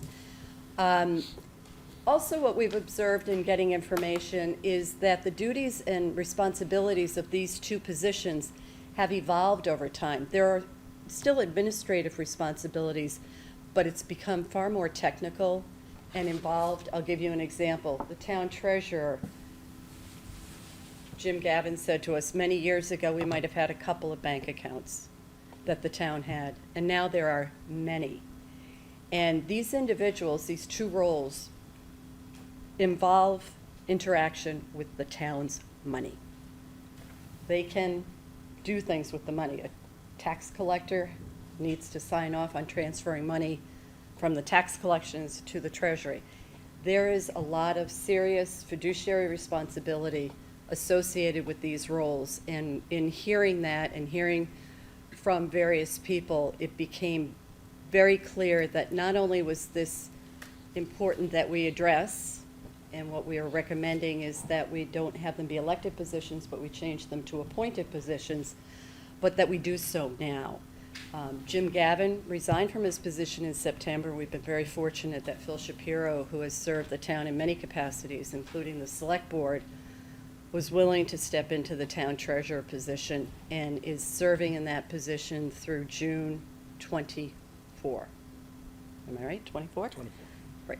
So when he was appointed, initially he was appointed to June of 23, and the select board extended it to June of 24, knowing we were undertaking this and that this is a process. Just because, you know, if it passes at town meeting doesn't mean it's done then. It now then has to go to the state legislature. So we felt that the time was now to do this. We also learned that this topic has come up back in the 80s when there was a charter review committee, and again 12 years ago. And both times, and we heard from Phil Shapiro, who served on it in the 80s. We have Paul and Peter Cahill, who served on the last charter committee, saying we talked about it 12 years ago. Both times we had people in the positions who were planning to stay in the positions, established in their roles, and the time didn't feel right to pursue this change. Now, with the change in dynamics and other information I'll share with you in terms of the growing trend to make this change, we felt that we should bring this forward now, and we're appreciative of the select board who agreed with us that we should do that. Okay, so we'll go to the next one. This provides you with a slide of information about Massachusetts writ large. So the blue shows you the percentage of the 351 municipalities in the state that have the treasurer and collector position appointed. And when we say appointed, that means they're on staff. They're employees of the town. They get appointed by the town administrator. So the red, the 12.5%, that's where Westwood is now. Both are elected positions, and then there are small slivers with some communities having either only the treasurer elected or only the collector elected. And I don't know the story behind why they would be in that place. We had a meeting with the Department of Local Services of the Mass Department of Revenue, and representatives from that shared with us that over this pie would have changed a lot over the past 10 or so years towards this greater percentage of people having them appointed, and that the 12.5% continues to shrink, where communities like a Westwood go through their charter review and take it up and look at this, and it's something that they are strong, very strong advocates of. And the takeaway from their presentation to us is that appointed positions are for those operational roles, which clearly tax collector, town treasurer are operational. The work goes on day in and day out. There's staff involved. There are management decisions that have to be made. And elected positions are policymakers. Right now, our treasurer and tax collector are in the elected role, we think, and agree with DLS, thank you, that they should go into the appointed role. We are not in a position on the Charter Review Committee to say, you should combine the roles, or you should add them to others. That's going to be for the town administration to decide. The warrant article itself is written to provide flexibility. So it's up to the administration to determine how, if this passes, how it will be staffed, how it will be determined. Next slide. And we'll wrap this up for questions. We just want to summarize that we think this is the right time to be doing that. I've mentioned that we're in a somewhat of a transition recently with the people in the role. We're very appreciative of those who have served, but we think that the town will be better served, the assets of the town will be better protected for its residents if we take this action and move this to these two positions to appointed roles from elected. So with that, if we can circle back to the original slide, I'll just land on 11. that this is the language of the article. Really, the guts of it is right up at the top part, that the warrant article would authorize the select board to file the home rule petition, and then the town works with our local representatives, Paul McMurtry and Senator Rush, to advocate for us to bring this through the legislative process. And the rest of the language moves things in and out of existing sections so that the town treasurer and tax collector would be represented as appointed positions. So that's the rest of the content of the language. So with that, happy to take questions. Let me just see who will start down this end. George? Hi. Hi, yeah, I agree with everything you said in principle, and you know, the case you're making is very compelling. Whenever things like this occur, and especially the point you made about the evolution of that pie chart, Yeah. you know, sort of migrating from the 12% to the 84%, you know, appointed to elected to appointed. It always gives me pause because I think things like this should be very deliberate and thoughtful, because with respect to original design, and I'm wondering if this was an element of good governance with respect to. Well, you want to pull your chair up? Let me just Yeah, finish keep my going. question. Yeah. Yeah. So you know, with that access to moving of funds and control of funds and so forth, is it a governance element that provides controls and segregation of duties? If I could address that. So when most of the general laws relating to how cities and towns were chartered, they're subdivisions of the Commonwealth, average town was 2,500 to 5,000 people, okay? And so it was felt that a few positions elected could govern a town of 2,500 to 5,000 people. With budgets, you're talking $25,000 maybe. Now, towns like Westwood, 17,000 people, complex school departments, a budget somewhere around $110 million, right? Complicated bonding. People have to be bonded to do the bonding. They have to know when to go out to bond, how to go out to bond, and in terms of the tax collector, reconciling complicated municipal finances, managing multiple bank accounts. So I think it's not so much the original intent was that it was elected because that's the better way to do things.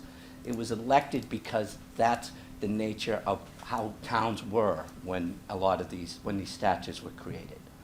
There has always been a sense that in towns that there's the ultimate authority is the town meeting, obviously the legislative body, that's ultimately the decision maker in the town.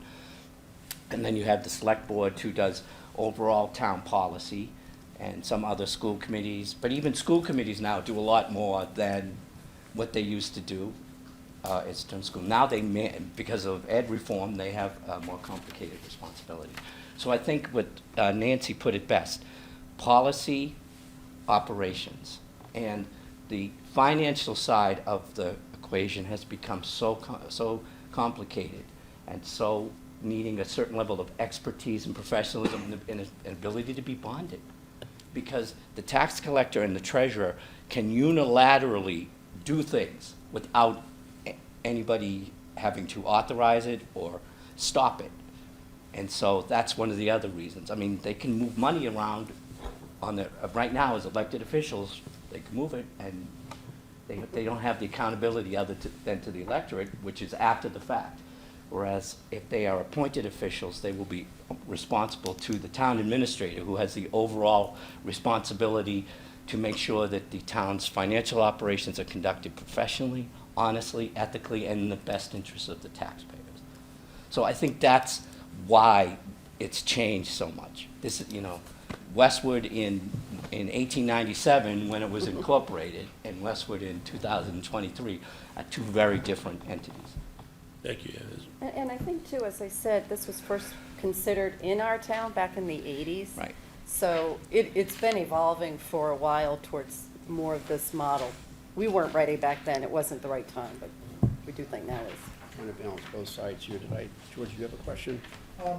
This came up during the municipal administration subcommittee review of the budgets, and Chris made a compelling argument in favor of this, and, you know, just because this was, we dug into this a little, I want to give some feedback.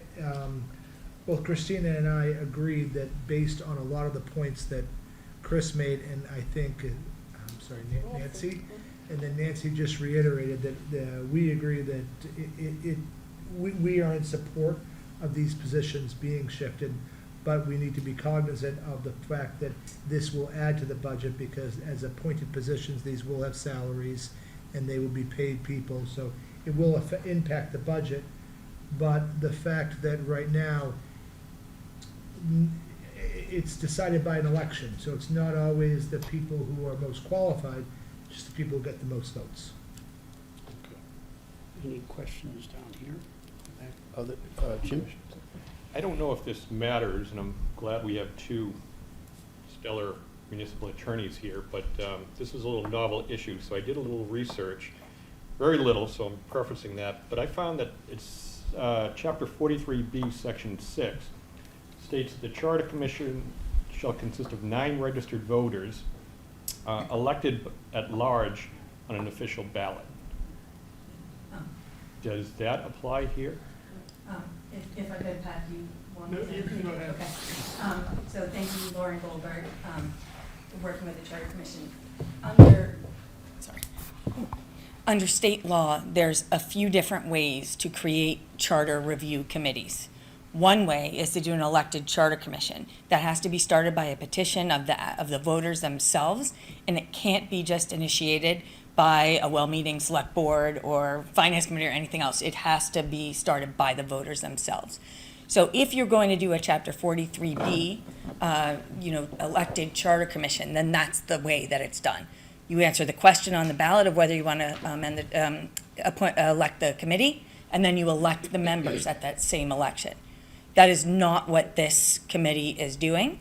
Instead, this is a committee that is created by the charter itself and says that the charter needs to be reviewed on a periodic basis, and it sets forward the number of people and the appointing authority for those individuals. So the process is 100% consistent with the town's charter as it exists now, and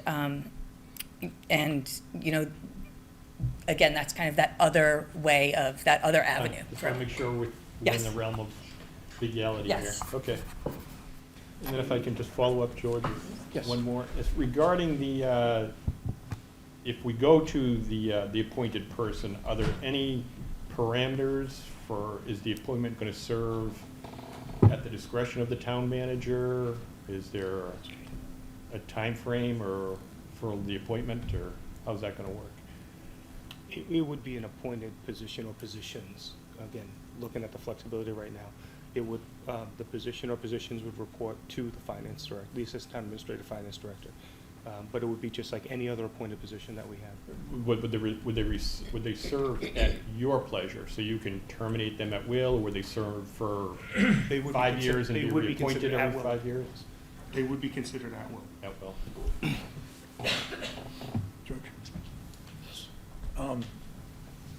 I want to go back to your distinction between operations and policy. Yeah.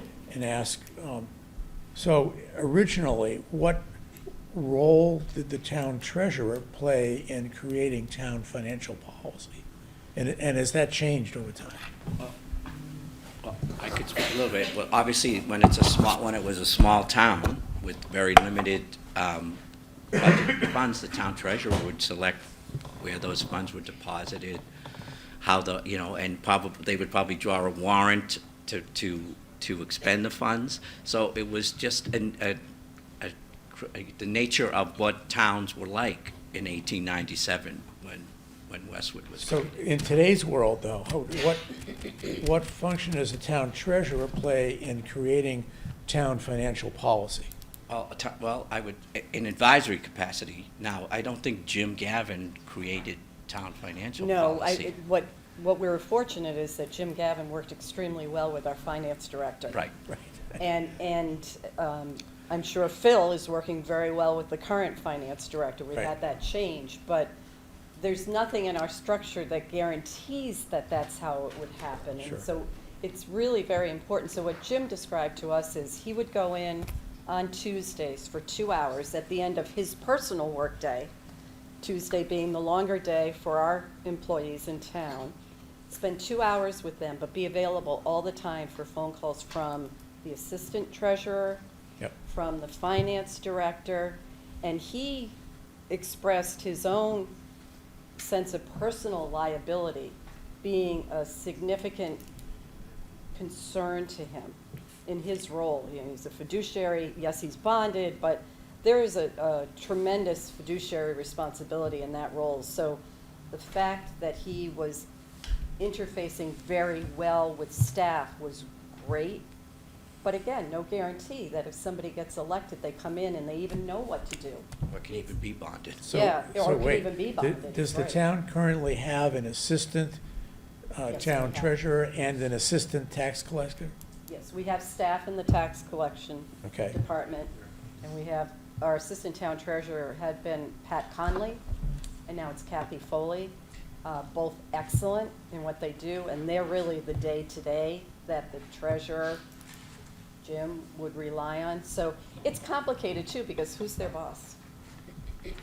So So you have right- to have a good working right now, you have a setup that the day-to-day operations are done by the assistants, and it doesn't matter who's elected. It does matter.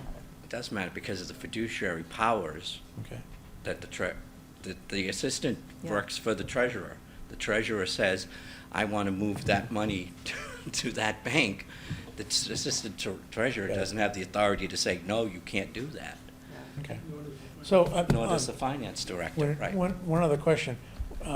Why have the town administrator appoint these positions rather than the select board? The select board has certain authority in the charter for who they're responsible for hiring. Right? Town administrator, the DPW director, the police chief, and the fire chief. We can always change that too, right? We don't need to.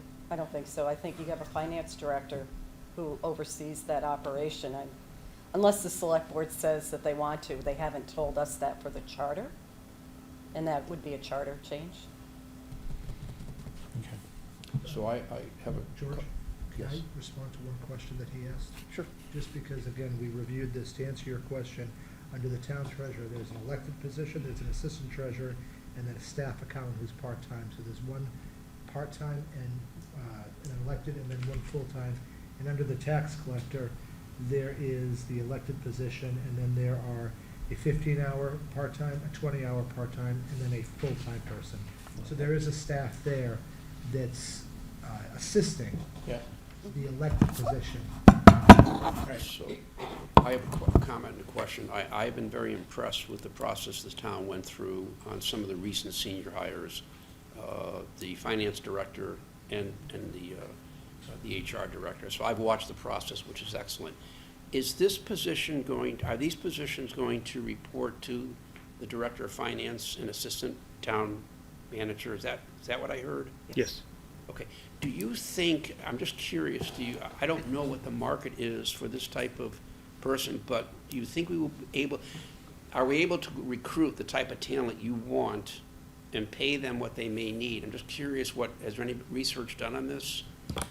This is not a charter issue. This is Okay. really, and that's one of the reasons having Chris involved. We've Right. been able to say, heads up, if we do this, you're going to need to address this within your Right. staffing. I don't know what you want to take from that. So there's any idea what just a thought I have, I'm curious, because I'm very impressed with the process you went through.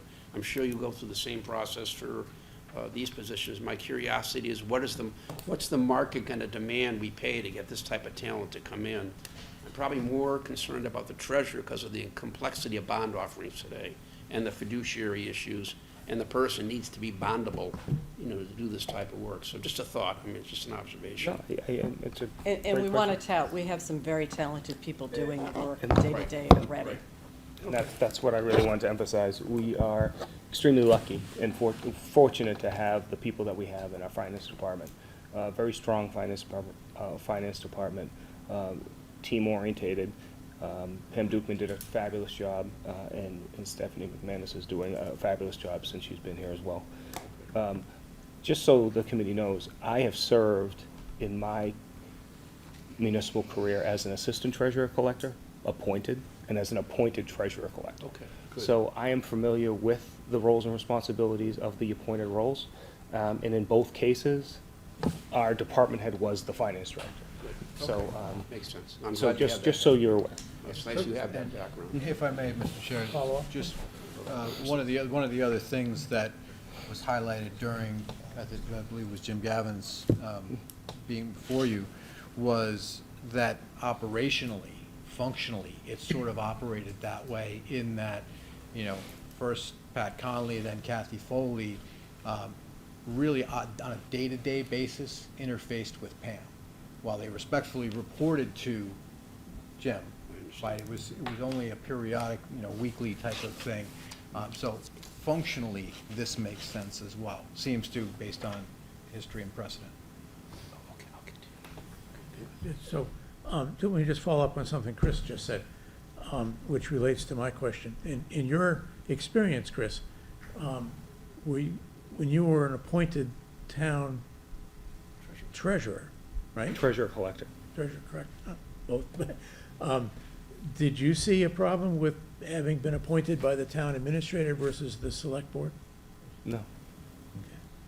Do you see a problem now with, I don't. I would, however the board and the town ends up deciding who's going to appoint the position or positions, I'm fine with. Personally, for me, it doesn't really matter. I think the important thing is, I think what the recommendation from the Charter Review Committee to the Select Board and what the Select Board have agreed to put on the warrant, that's the important thing. And as I said before, I've watched the process of hiring two key positions, and it was extremely thorough and very open. And I think you put a very good committee together to do those searches. I think I had some questions down here. Yeah, these two positions are currently volunteer positions. Is there an estimated amount of time these two individuals are spending in those roles today? Is it 10 hours a week, 5 hours a week, 20 hours a week? I can't answer that question, I'm sorry. I don't know. You can ask the elected collector, she's here. I'm the tax collector. Hi. Hi, I'm Elaine Galena. I'm in office 2 days a week, approximately 1 to 2 hours per day. And that answers your question. I do have more to say, but I'll wait until everything is finished. Thank you. Yeah, thanks for being here and answering the question. And- No problem. The question I have sort of behind the question was just understanding if we were to take your role and the other role and convert those two, would these be full-time salary positions? No. Okay, these would be part-time. Correct. Okay. Again, So I think who's- it really depends I on, don't know who's asking the question. I'm sorry. Elaine. Okay. It really depends on what the town administrator does in assessing the overall department and responsibilities along with the finance director. So this is not necessarily incremental. It may be Sure. somewhat incremental, or it may be Yep. But it's shifted. not two full-time employees that are Not added on. viewed as being that, and at least not that we've had discussions of. Again, that's not our purview, but just reflecting back on what Jim said, the 2 hours a week, but available for phone calls. So, and then if there's a borrowing, I'm sure the amount of time he did for that. And then when there's an S&P bond evaluation, and there's more time associated with that. So I can just envision knowing, what the town does and having been in a lot of different roles in an elected capacity, I can just envision that it probably goes like this, and there's a base amount that's predictable, and some things go up, so. I just wanted to ask for the sake of clarity that this would be, the assumption is not that 2 FTEs will be hired to The replace these assumption is two. not. So I just wanted to sort of clarify that for anybody who. And Mr. Chair, if I could just add something? Yes.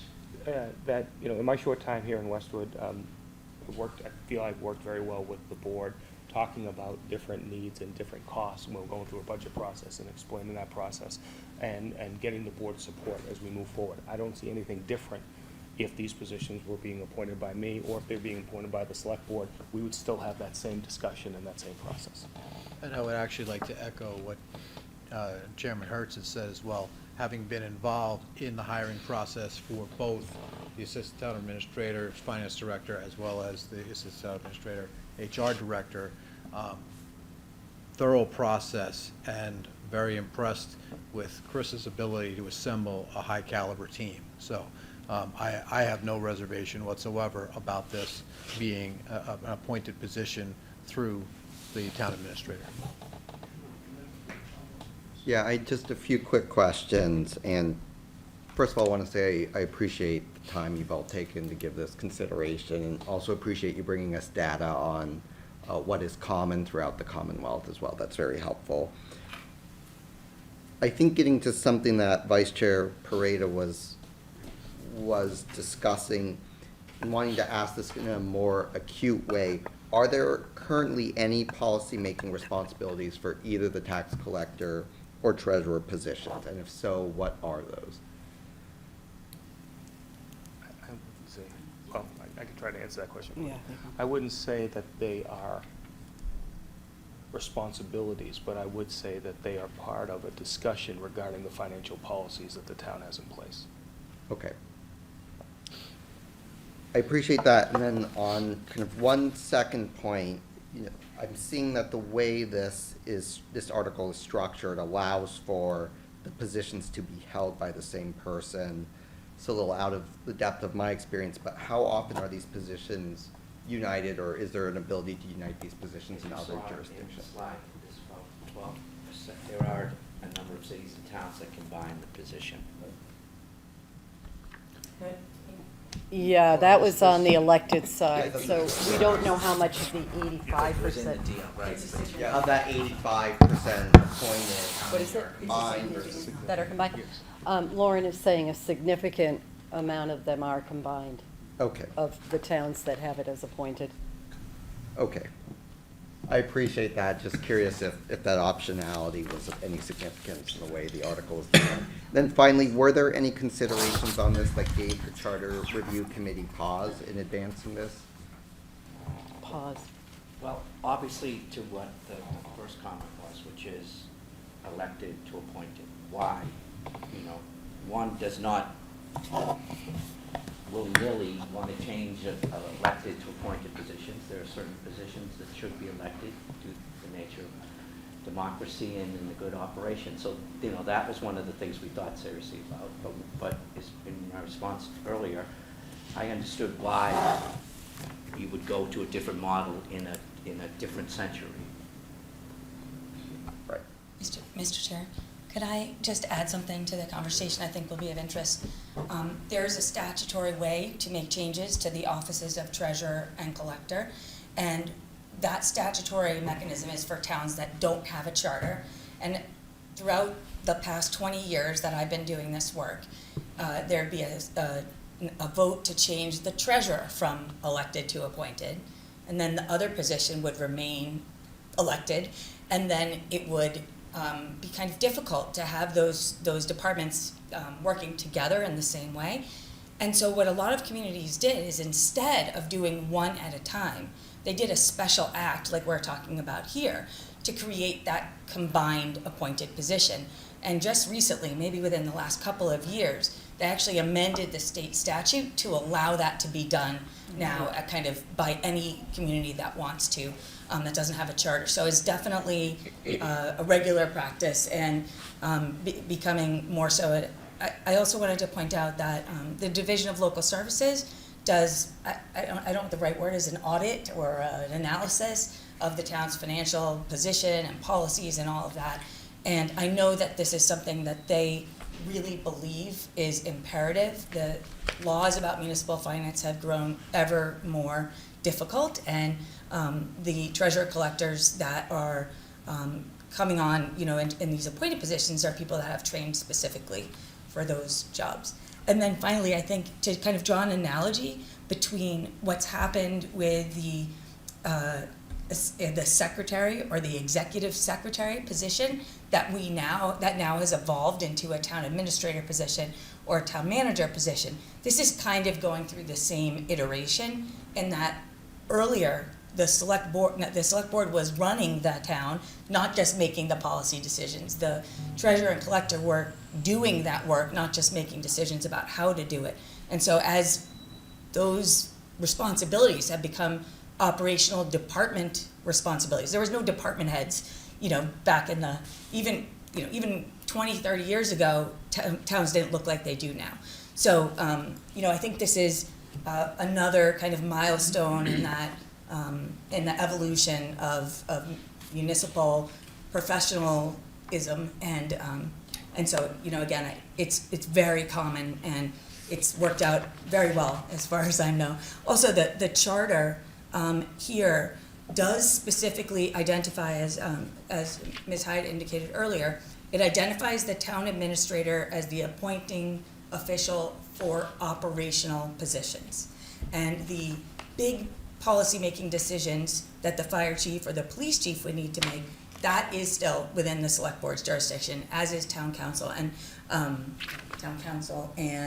DPW director. DPW director. So there has been a conscious decision over time to change the number of positions that are appointed by the select board, and I think in large part that relates to, as was just said, to the fact that the professional managers understand what's needed in those positions in a different way than perhaps an elected member of a select board. And not to say you couldn't change it, because you can, but I think that's the reason why these positions are often appointed by the administrator. All right, thank you.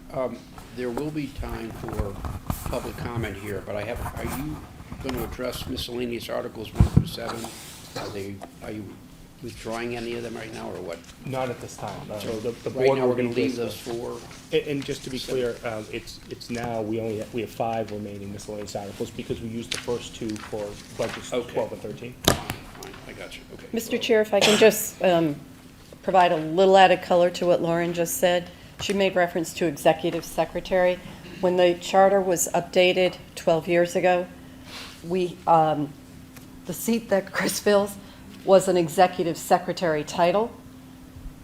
Functionally, the position evolved to more of a town administrator, and the charter committee, including in its work, and the town approved, changing it officially to a town administrator role, reflecting the shift of more responsibility to the town administrator role. And also, the fact is that if we still function as an executive secretary led town with less responsibilities, we'd have a very difficult time filling the role, because you need to give authority over to the day-to-day operations, or it's really hard to run the town, the organization of the town. All right, thank you. What I'd like to do right now, though, is ask you to stay in case there are any public questions on this petition article. Before we move on, may I just say one last thing, just to sort of address something that Jim was asking about with respect to the formation of the committee.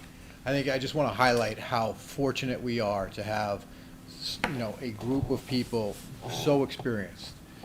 Paul, John, it's like Peter. the Beatles, Peter. They are all lawyers by trade.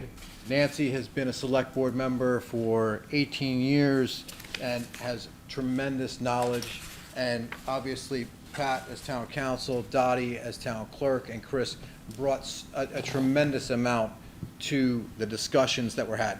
We only do this every decade. So we only make these changes once every 10 years. This is a little bit off cycle because of COVID, and you can tell there was a lot of serious thought and debate that went into everything that the Charter Committee is bringing forward. So I just want to thank them publicly for all of the time that they have put into all of this. And we'll be because- back next year. Yes. Thank you. I just want to say now on the chair's update, I made my comments up front. I do want to thank the commission members for some very thoughtful questions tonight. I really appreciate it. It sounds like we're all doing our homework. Just remember, you got your committee reports are due on March 14th, okay? And there's a lot of work in between then. And at that point in time, I'll be looking for volunteers for the write-up on the articles. Okay. With that, I'll turn it over. Is there any old business? One thing. Yeah. So, in the context of old business, at our last meeting, when I was giving the Hale update, I didn't choose my words carefully, and that's on me.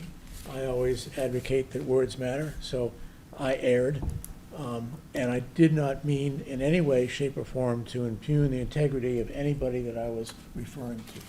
So please don't interpret what I said last meeting to mean anything about any of the individuals involved. And that's the last thing I'll say on Hale. if and when we get a warrant article. Okay, thank you. With that, are there any comments from the public? Public, Hi, do you want me over here? wherever you want. Would you state your Can you hear name? me? I think they need you better go for the microphone. Your name and address, please. Sure. Elaine DeMarina, 221 Hartford Street. I'm currently the tax collector. My term ends May 2nd. And I do want to clarify the role. It's not a complex role. It's not a decision-making role, a policy-making role. I'm in 2 days a week for between 1 and 2 hours. The staff in the department and the finance department do all of the work. I don't have access to computers. The most complex thing that the tax collector does, I don't sign off on accounts or reconcile any accounts. The finance department does that. I am bonded. The most complex task for the tax collector is tax title. There needs to be that implemented. But 99.7% of our residents pay their taxes, so that rarely occurs. So I did want to provide some clarity because the collector's role is very different from the treasurer's role. As I said, it is not complex at all. When I go in, the staff member, they take payments, and most payments are made online. Very few people come in to pay anything. So it is all the functions are handled by the staff in the office. Again, it's just, it's a good role, it's an important role, and I'm not speaking to whether it should be appointed or elected, but it's not a complex role. I have a finance background. I'm able to do this job without any difficulty. And the lead comes from the staff, really. When I go in, they tell me what's going on. They tell me what I need to sign and why I might need to sign it. So I just wanted to make that clear. Okay, thank you. All right, thanks. Any other public question? Yes. I just think the fact that the present tax collector has a financial background speaks for the fact that you need that type of background. And the fact that we have someone who's elected who has that is not, that's just by chance that we get an elected official with a financial background, which is one of the reasons why we want to make this an appointed position, because there is a lot of responsibilities for the collector. Okay. Any other questions from the public or press? Everybody else set here? And I always like to forget this. Approval of the minutes. Can I get a recommendation? Can I get a motion to approve the minutes? Can I get a second? Second. And we do have to take a roll call on this. So Victoria, would you take the roll call? Bill? Yes. Jim? Yes. Lauren? Yes. Mike? Maybe. George Hertz? Yes. Angela? Yes. Caitlin? Yes. George Loughnane? Yes. George Marone? Yes. Chris? Yes. Sean? Yes. And Alex? Yes. Is that it? Okay, and then our last motion, we got it. Did you want to say? Excuse me, Mr. Chair. Before you adjourn, Yeah. I would just like to make a motion, or I Yeah. would take a motion for the select board to adjourn. Right. I move that we adjourn the select board meeting. And I will second that out of necessity. Roll call. Aye. And I vote aye as well. Thank you. And by the same token, Mr. Chairperson, I would like permission to adjourn the meeting of the Charter Commission. I will accept a motion to I adjourn. move we adjourn the charter Made by meeting. Member Hyde. Call the roll. Member Hyde? Aye. Member Powers? And the chair also votes in the affirmative. Thank you. Congratulations on your adjournment. Can I get a motion? Can I get a motion? Second? Second. Okay, would you do the roll call, please? Bill? Yes. Jim? Yes. Lauren? Yes. George Hertz? Yes. Angela? Yes. Caitlin? Yes. George Loughnane? Yes. George Marone? Yes. Chris? Yes. Sean? Yes. And Alex? Yes. Caitlin, And Mike Gay, thank you for hanging in. Thank you. You're doing Mike Gay, yes, as well. Thank you, Mike.